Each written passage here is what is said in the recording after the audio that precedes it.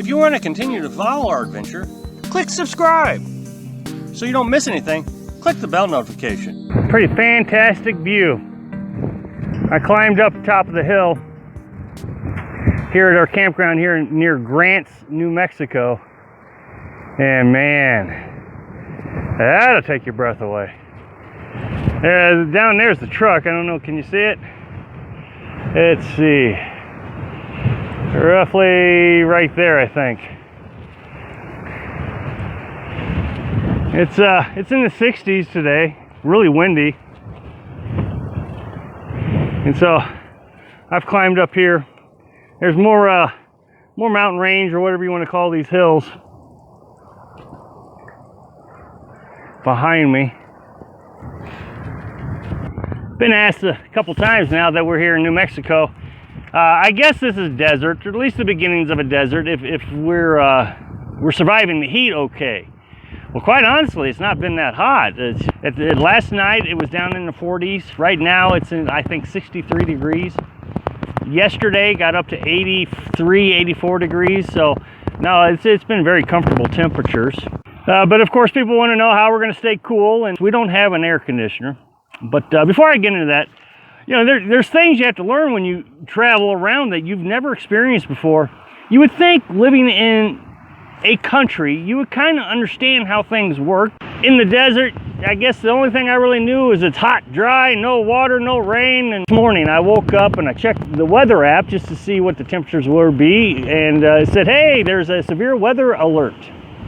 Wow, really? Out here in the desert, I didn't expect, tornadoes and hailstorms and strong winds and all that. And it said fire hazards, which is a weather advisory. And what they're saying is the wind's going to get up to 20, 30, 40 miles an hour, and dry air, low humidity.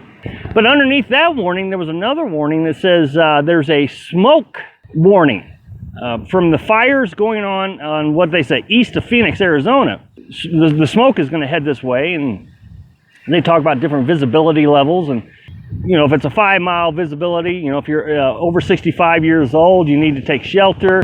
The visibility is 1 mile. Everybody's supposed to take shelter. So these are all new things to me, things I need to learn to keep an eye on. I thought I was going to be safe from the storms here, but there's other safety concerns. I'm not that uncomfortable in high temperatures. I never have been. Colder temperatures have always been a worse scenario for me. I really don't like the cold right now. Like I said, 63 degrees. Sun's really bright. The wind's really strong. And I'm a bit chilly. I have my sweatshirt on. And so I drink a lot of water. This is key.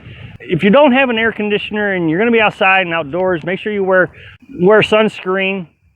And I drink lots of water. And I adjust my water consumption based on the temperature. Normally I drink about a gallon of water a day. But the other day it was 95 degrees, so I drank 2 gallons of water.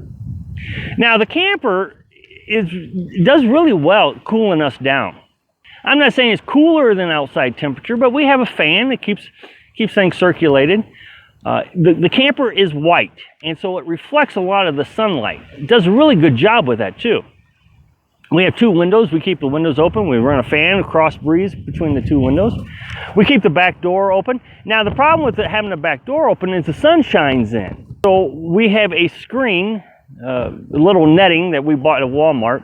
And then behind that, when the sun is blasting inside to the camper, we hang a white sheet to reflect the sunlight. That way we still get the breeze, but on the other hand, we don't have that sun beating down on us. That's the key to being able to endure high temperatures, is stay in the shade.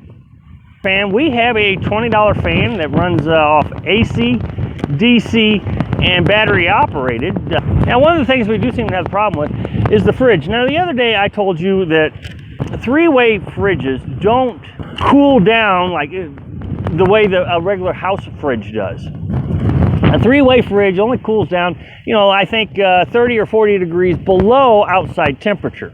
So whatever the temperature is outside of the refrigerator, 30 or 40 degrees. Well, a house refrigerator cools down to whatever it's set at.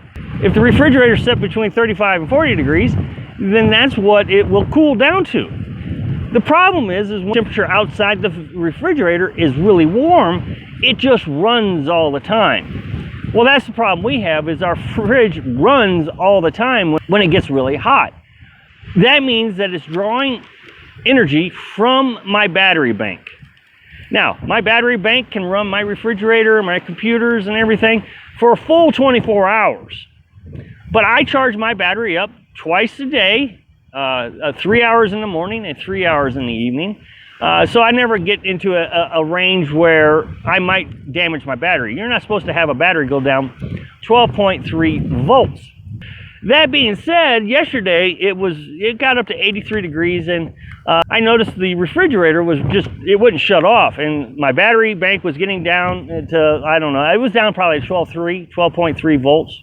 What we do is we take a fan and we put it in behind the refrigerator, and so when all that air gets in there and cools all that stuff down, it shuts right off. So as soon as I put the fan on there, 15 minutes later, shut right off. And so now it's doing this normal cycle. Now, Carolyn and I will do all our exploring and hiking and walking and all that during the morning hours. So we get outside about 8:30, and we'll go for our walk because it's still nice and cool. Of course, it's really pretty that time of the day also. So I think there's a double advantage. So we're staying cool, we're not getting all sweaty and hot, and of course, you know, I wear my sweatshirt. This morning, Carolyn even had a little jacket on. And then during the heat of the day, we can either go take shade. Here they have little picnic table areas. It's really nice. Or we can go inside the camper, sit around and just enjoy the TV or play on the computer or whatever. The thing is people want to say, oh my goodness, that's miserable. Well, here's the thing. If I had an air conditioner, or if you had an air conditioner, in order to stay cool with the air conditioner, you have to go inside to enjoy the cool temperature. Keep that in mind if you're going to do this lifestyle. You're going to spend many hours inside the camper in the summer. You're going to spend many hours inside the camper during the winter. You're going to spend many hours inside the camper when in the spring when it's raining all the time. So this is why I always say, and I come back to it almost every video, it feels like, you got to do long test runs in every season. Winter, spring, fall, summer, the whole deal. Thanks for watching. Click like if you like the video, and happy travels.